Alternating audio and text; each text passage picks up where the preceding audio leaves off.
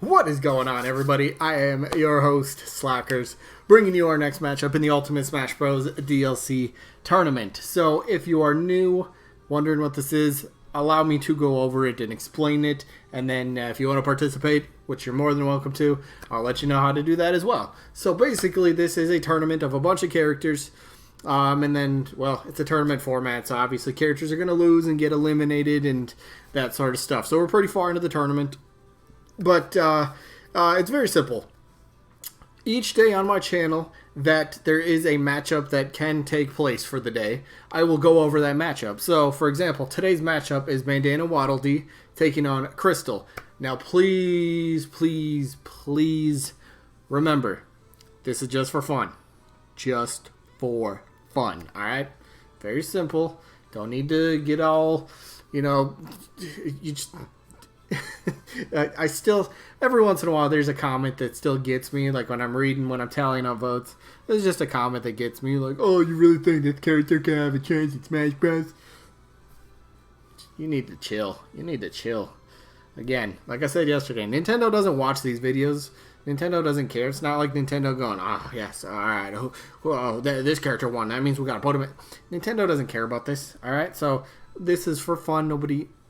Just don't take it too seriously. That's all. All right. But anyway, so it is a tournament, and then each day I'll upload a matchup. Just to be helpful. Okay, I'll read that later. But oh man, I'm all over the place. But basically, we vote for one of the two characters in the tournament in the matchup for the day. So how do you vote? Very simple. Down in the comments, type who you're voting for. So today you'd either vote for Bandana Waddle Dee or Krystal or both. Totally fine. Both's always been a rule. But remember, you only get one vote per person. Alright? Only one vote per person. I do check if there's an accidental voting.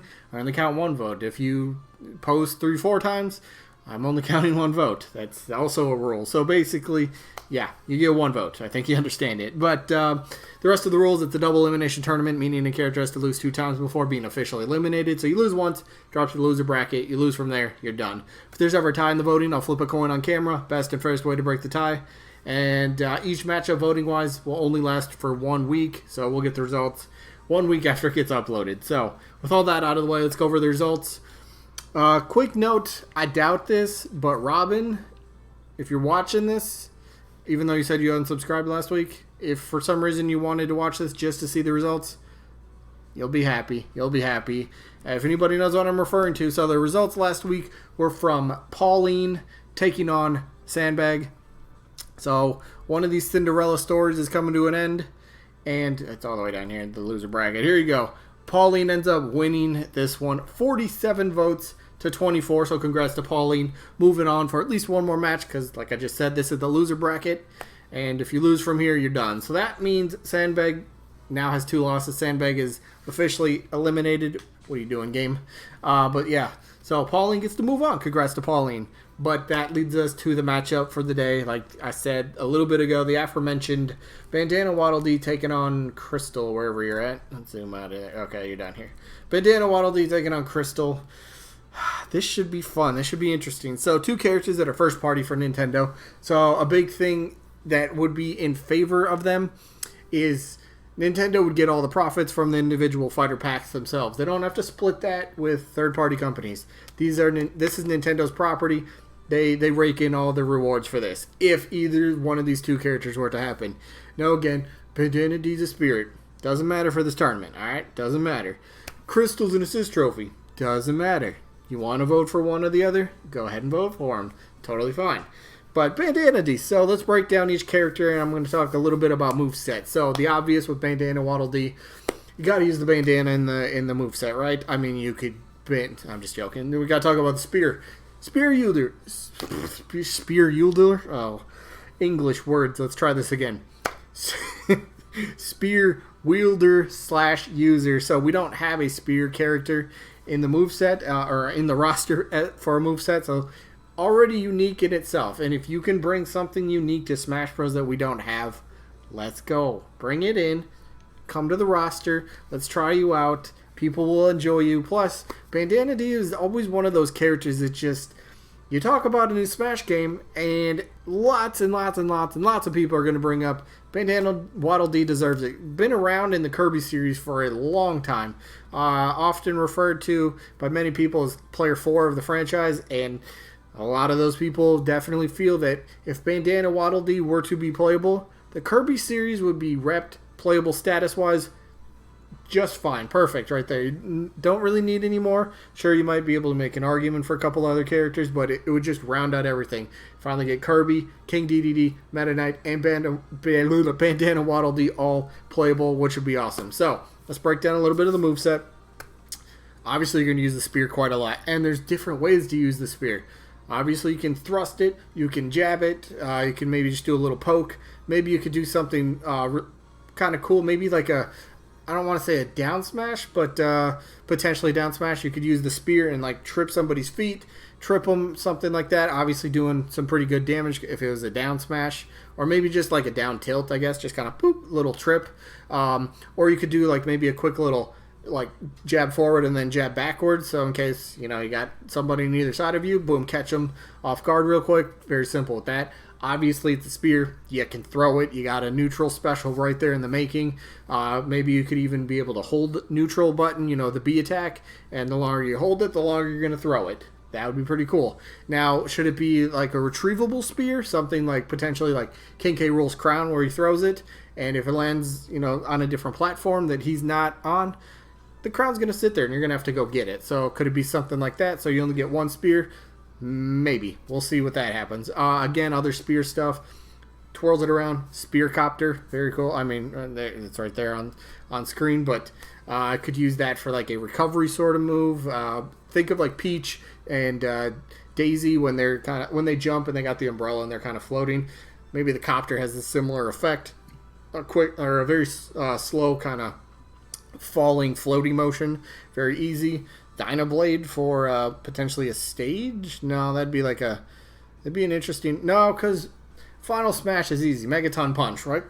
Boom! Punch the ground. Explosion, white light, just engulfs the entire stage, easy. So, you got a lot of cool stuff you can do. Obviously, spear poke, spear jabs. Come on, game, what are you doing? There we go. But yeah, Parasol, you could use that for the up B, I suppose, as well. But there's a lot of cool stuff you can do with Bandana Dee. Always one of the characters that has a big talking point and big speculation about. Fans want the character. Fans would buy the character. It would show Nintendo, especially if it's DLC. So, yeah, could it happen? Maybe. If it does happen, will lots of people finally be happy? Hell yeah, myself included. Bandana Waddle Dee is one of my top characters I really want to see, and I kind of think deserves it at this point in the roster with how many Nintendo reps that we have. If you look at all the Nintendo reps, and there's quite a few of them, you can go, really? This character got in over the likes of characters like Bandana Waddle Dee or Dixie Kong or, Toad in some form. There's some characters that don't have as much history with Nintendo as some characters on the roster, but Bandana Waddle Dee puts up a pretty good fight. Maybe someday we finally get this little guy playable in Smash. We'll see, though. But let's talk about the Dee's opponent here real quick, Krystal. Krystal's an interesting one. Now, back in Brawl, she was one of the more requested characters. Star Fox was coming off the heels of Star Fox Adventures and Star Fox Assault for the GameCube. Star Fox Adventures was a very fun game. It's one of my... growing up, it was one of the games that I played a crap ton of. I love the story mode. I did everything. I've told you guys about the story where my dad and I went to Target and he ended up buying me the actual guide for Star Fox Adventures. And I did everything. I collected every single scarab, got every single power-up, defeated all enemies because I loved some of the animation, some of the moves that Fox would do with the staff that belongs to Krystal. So, Krystal's moveset. Staff user.